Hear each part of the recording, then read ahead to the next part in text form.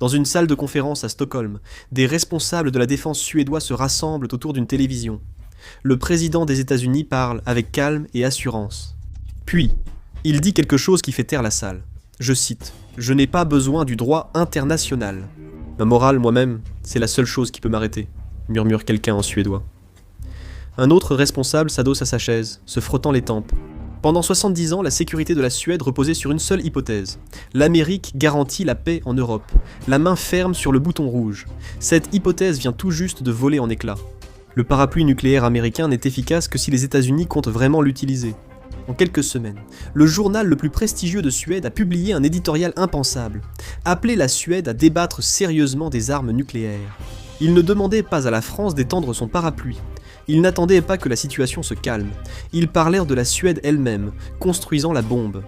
Ce pays, symbole de neutralité diplomatique, est resté hors des deux guerres mondiales et de la guerre froide par attachement à la paix. Alors, qu'est-ce qui a changé? Et comment aurait-il pu le faire? En 2024, après des décennies de neutralité, la Suède a rejoint l'OTAN. C'était censé être la mise à niveau ultime en matière de sécurité. L'article 5 signifiait une chose. Si la Suède est attaquée, l'Amérique entre dans le combat. Le problème de la vulnérabilité semblait résolu, non? Non, car les traités ne protègent pas. Seules les décisions le font, et elles peuvent changer à tout moment. En 2017, les dirigeants européens redoutaient un retrait américain de l'OTAN, ce qui était inquiétant, mais prévisible. Aujourd'hui, la situation est bien plus complexe. Aujourd'hui, l'Amérique ne fait pas que tourner le dos à l'Alliance, elle l'utilise aussi comme levier. En janvier 2026, juste après avoir renversé le régime Maduro au Venezuela, l'Amérique s'est tournée vers le Groenland, lançant une série de menaces publiques. Cela aurait semblé absurde. Quelques années auparavant, lorsque le Danemark, gouvernant le Groenland depuis des siècles, avait refusé d'en discuter la vente, Washington n'avait pas reculé. Quand les pays nordiques, dont la Suède, ont envoyé des troupes au Groenland pour des exercices avec le Danemark, la Maison-Blanche leur a imposé des droits de douane de 10%. Le message était clair. Donnez-nous ce que nous voulons, ou payez. C'est alors que les dirigeants nordiques ont envisagé l'impensable. Et si l'Alliance devenait une arme de pression? Pour la première fois, les renseignements danois classent officiellement les États-Unis comme une menace stratégique. Ils ont placé l'Amérique avec la Russie et la Chine. Pourtant, le Danemark est un allié fidèle des États-Unis depuis la Seconde Guerre mondiale. Ils ont combattu en Afghanistan, en Irak, et désormais leur service de renseignement alerte sur une menace de Washington. La première ministre danoise a aussi été directe. Elle a affirmé qu'une attaque contre le Groenland mettrait fin à l'OTAN.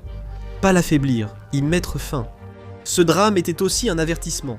L'OTAN risquait de s'effondrer plus vite que l'Europe ne pourrait réagir. Puis la calendrier a tout changé. En décembre 2025, des responsables du Pentagone ont discrètement informé les diplomates européens qu'ils avaient 1 an pour prendre en charge la défense de leur propre continent. 1 an, ce n'est pas un plan, c'est un compte à rebours. Lorsque les dirigeants européens ont simulé ce scénario au printemps précédent, ils pensaient qu'il faudrait 5 à 10 ans pour développer des capacités suffisantes. Donc, l'Europe n'a pas seulement perdu quelques années, elle a perdu l'avenir. La Suède a rejoint l'OTAN, pensant avoir trouvé un filet de sécurité. Elle s'est retrouvée dans une alliance, où le membre le plus puissant voit de plus en plus ses alliés comme des pièces sur un échiquier, non comme des partenaires. Le parapluie nucléaire, censé protéger la Suède, n'est efficace que si quelqu'un l'utilise pour elle. Mais la Suède a de l'expérience en la matière. De 1945 à 1972, alors que le monde considérait la Suède comme l'exemple parfait de la neutralité, des scientifiques suédois travaillaient discrètement sur des armes nucléaires. À la fin des années 1950, la Suède établissait discrètement les bases d'un programme nucléaire. Les scientifiques avaient résolu la plupart des problèmes théoriques. Les plans de bombes étaient prêts, et des réacteurs capables de produire du plutonium étaient en service. Des documents déclassifiés ont révélé l'ampleur du programme. Au milieu des années 1960, la Suède ne doutait plus de sa capacité à construire une bombe, mais hésitait sur la nécessité de le faire. Avec une volonté politique soutenue, une arme nucléaire suédoise était une possibilité réaliste à la fin des années 1960. Alors que les diplomates suédois prônaient le désarmement nucléaire à l'ONU, les ingénieurs suédois étaient à quelques mois d'obtenir l'arme nucléaire. Pourquoi désiraient-ils ces armes? En résumé, la Suède était piégée. Sa neutralité l'empêchait de compter sur l'OTAN, alors qu'elle était voisine de l'Union soviétique, l'une des deux superpuissances. Avec assez de missiles Iskander à Kaliningrad pour raser Stockholm, et suffisamment d'armes nucléaires pour anéantir la civilisation. La situation géographique de la Suède était précaire, elle nécessitait une assurance. Le programme nucléaire était cette police d'assurance, jamais reconnue publiquement et certainement jamais déployée. mais presque réelle tout de même. En 1966, le gouvernement suédois a pris la décision d'abandonner le programme. Ils ont signé le traité de non-prolifération, ou TNP, en 1968 s'engageant officiellement à ne jamais développer d'armes nucléaires. Le programme a été arrêté progressivement, et s'est terminé en 1972. Cependant, cette expertise technique n'a pas disparu soudainement. La Suède exploite encore 6 centrales nucléaires, fournissant près d'un tiers de son électricité. Ils ont conservé une connaissance institutionnelle approfondie de la physique nucléaire, une maîtrise de la technologie des réacteurs nucléaires et de la gestion des matières radioactives. Cela représente des décennies d'expérience continue avec la technologie nucléaire, uniquement dans le domaine civil. Et puis, il y a les sous-marins. Les sous-marins suédois de classe Gotland sont réputés dans la défense pour leur incroyable discrétion sonore. En 2005, la marine suédoise, je cite, a coulé l'USS Ronald Reagan lors d'exercices militaires, et pas seulement une fois, mais à plusieurs reprises.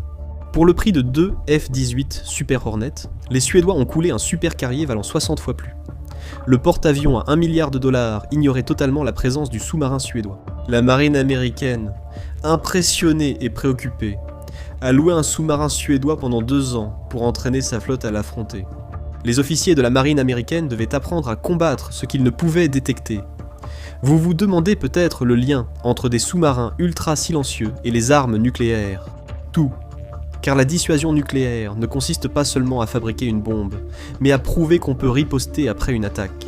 La partie difficile, c'est de construire une capacité de seconde frappe crédible, ce qui signifie que même si un ennemi anéantit vos villes lors d'une première frappe surprise, vous avez encore assez de puissance de feu pour riposter. C'est cela qui empêche l'attaque d'avoir lieu dès le départ, et donc il en découle logiquement que l'endroit idéal pour cacher des armes nucléaires est là où une première frappe ne peut les détruire, d'où la priorité aux sous-marins indétectables. La Suède a abandonné son programme nucléaire il y a des décennies, mais a continué à développer le système de vecteurs et la technologie permettant la dissuasion nucléaire. Donc, quand les gens parlent du projet d'armes nucléaires de la Suède datant de la guerre froide, ce n'est pas qu'une métaphore. Le savoir institutionnel existe, la technologie des sous-marins existe, l'expertise nucléaire existe. La question n'est plus si la Suède peut construire des armes nucléaires, mais si elle le fera, et assez vite pour que cela ait un impact. La Suède n'est pas la seule à paniquer. Partout en Europe, les pays se démènent pour anticiper la suite. La France et la Grande-Bretagne, seule puissance nucléaire européenne, ont signé en juillet 2025 la déclaration de Northwood. Pour la première fois, ils coordonnent leurs opérations nucléaires via un groupe de pilotage conjoint. Ils ne partagent pas de code de lancement, mais collaborent désormais stratégiquement comme jamais auparavant. Le président français Emmanuel Macron a proposé d'étendre le parapluie nucléaire de la France pour protéger d'autres nations européennes. Sur le papier, cela semble parfait, mais en pratique, des hommes politiques français de l'extrême gauche et de l'extrême droite l'ont aussitôt accusé de trahir la souveraineté française pour cette proposition. Lors du sommet de l'OTAN, à La Haye, en juin 2025, les États membres ont pris un engagement stupéfiant. Ils ont promis de consacrer 5% de leur PIB à la défense d'ici 2035. L'objectif actuel est de 2%, et environ la moitié des membres de l'OTAN dépassent à peine ce seuil. Il s'agit donc de plus que doubler les dépenses de défense sur tout le continent. L'Allemagne a annoncé qu'elle augmenterait son budget de la défense de 86 milliards d'euros aujourd'hui à 153 milliards d'euros d'ici 2029. Selon les analystes stratégiques, cette augmentation prévue à elle seule dépasserait les dépenses de défense combinées en 2024 des pays d'Europe de l'Est, membres de l'OTAN, connus sous le nom de Neuf de Bucarest. L'Allemagne se dote d'un budget militaire équivalent à celui d'un petit continent. Mais il y a un problème. Le Premier ministre espagnol, Pedro Sánchez, a totalement rejeté l'objectif de 5%, affirmant que cela serait contre-productif et nuirait à l'économie espagnole. C'était une gifle pour le reste de l'OTAN. Si les pays commencent à choisir les menaces qui les concernent, la défense collective s'effondre très rapidement. La Pologne a été la plus agressive sur ce point. Le Premier ministre Donald Tusk a déclaré que la Pologne envisage sérieusement de rejoindre le parapluie nucléaire français. Le président Andrzej Duda a demandé aux États-Unis de stationner des armes nucléaires en Pologne, comme c'est déjà le cas en Belgique, en Allemagne, en Italie, aux Pays-Bas et en Turquie. En mai 2025, des rapports ont révélé que Tusk avait déclaré que la Pologne voulait développer ses propres ogives nucléaires pour rendre l'Europe de l'Est sûre et invincible. Si c'est vrai, ce serait une violation flagrante du traité de non-prolifération signé par la Pologne. Mais quand la Russie est voisine et que votre protecteur paraît de moins en moins fiable, Les traités internationaux semblent moins contraignants. Cela complique la situation, car l'Europe ne parvient pas à rester unie. Viktor Orban de Hongrie remet sans cesse en cause les décisions communes. Les perceptions des menaces et les contraintes budgétaires diffèrent radicalement selon les pays. Les partis d'extrême droite progressent en Europe. Beaucoup refusent une intégration militaire renforcée. D'où l'habileté de la proposition suédoise. L'éditorial du journal ne se contente pas de plaider pour des armes nucléaires suédoises. Il propose des armes nucléaires nordiques, partagées, incluant peut-être l'Allemagne dans l'accord. La logique ici est-elle solide ? Si chaque pays européen menacé construit son arsenal nucléaire, cela provoque une prolifération massive. La Pologne obtient l'arme nucléaire, puis les États baltes estiment en avoir besoin. Peut-être que la Roumanie et la Bulgarie décident qu'elles ne peuvent pas être laissées de côté. Rapidement, une douzaine de nouvelles puissances nucléaires apparaissent, chacune avec sa chaîne de commandement, ses protocoles de sécurité et ses risques d'accident ou d'erreur. Que se passerait-il si des groupes régionaux mutualisaient leurs ressources ? Une dissuasion nucléaire nordique incluant Suède, Finlande, Norvège, Danemark et peut-être l'Allemagne garantirait une sécurité régionale crédible, alors que cela maintiendrait un nombre de puissances nucléaires relativement restreint, comme le soutient l'éditorial, un risque évident des politiques de Washington et la prolifération généralisée. Personne ne veut que de nombreux pays se sentent forcés d'acquérir leurs propres armes, mais des armes nucléaires nordiques partagées, peut-être avec l'Allemagne, pourraient contrer cela. C'est un compromis entre une prolifération dangereuse et une dépendance dangereuse.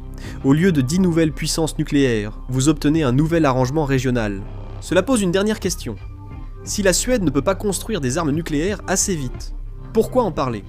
Produire de l'uranium de qualité militaire exige des installations spécialisées que la Suède ne possède pas actuellement. Les construire prendrait des années, coûterait des milliards et serait impossible à cacher aux satellites et inspecteurs internationaux. Le monde le saurait aussitôt, puis viendraient les conséquences. La Suède a signé le traité de non-prolifération. S'en retirer entraînerait sanctions, isolement économique et condamnation diplomatique.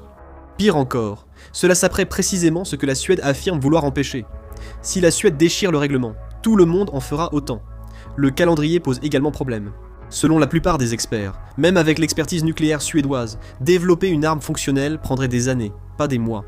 Des études techniques détaillées sur les propres installations de la Suède estimaient une période de développement de 8 à 10 ans, si l'équipement était déjà en place. Les analystes américains contemporains des années 1960 estimaient également que de tels pays auraient besoin de jusqu'à une décennie pour se doter d'une capacité nucléaire, s'ils n'étaient pas limités par un traité. Et c'est le délai qui est rédhibitoire. Même avec l'expertise suédoise, ce projet nécessite des années. Ce n'est pas une solution d'urgence rapide. La France et la Grande-Bretagne dépensent chaque année des milliards pour entretenir leurs arsenaux modestes. Pour la Suède, avec 10 millions d'habitants, ce fardeau économique serait énorme. En visant 5% de dépenses de défense, les obstacles politiques pourraient être les plus difficiles à surmonter. Certains hommes politiques sont intéressés, mais l'establishment suédois reste majoritairement opposé aux armes nucléaires. L'opinion publique est très divisée, et cela contredit l'image de la Suède. L'option nordique partagée rencontre des défis encore plus ardus. Un accord unanime de plusieurs gouvernements souverains serait nécessaire sur le contrôle des armes, leur utilisation et la prise de décision. Parvenir à un accord nucléaire entre la Suède, la Finlande, la Norvège, le Danemark et peut-être l'Allemagne est une tâche diplomatique bien plus complexe que les négociations du Brexit.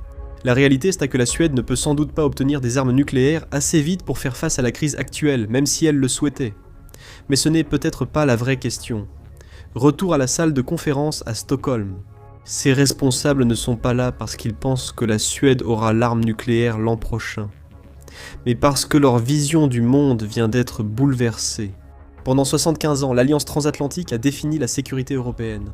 L'Amérique a offert le parapluie nucléaire, la puissance militaire écrasante, et la garantie qui ont permis à l'Europe de se concentrer sur la prospérité au lieu de la défense. Cet accord avait reconstruit l'Europe après la Seconde Guerre mondiale, mais il semble aujourd'hui s'effondrer. Quand un journal national publie un éditorial sur les armes nucléaires, il relance un débat que la Suède pensait clos. L'éditorial dit essentiellement que le pays ne peut plus faire semblant.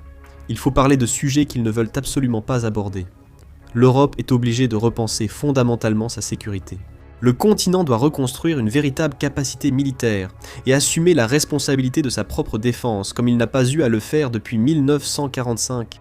Le simple fait que la Suède évoque les armes nucléaires montre à quel point le paysage sécuritaire a changé. Le génie nucléaire n'est pas encore sorti de la bouteille, Mais la Suède se tient juste là, la main suspendue au-dessus du bouchon. Parce que les anciennes règles ne semblent plus réelles. Découvrez ce qui arriverait jour après jour si les États-Unis quittaient l'OTAN, ou cliquez sur cette vidéo.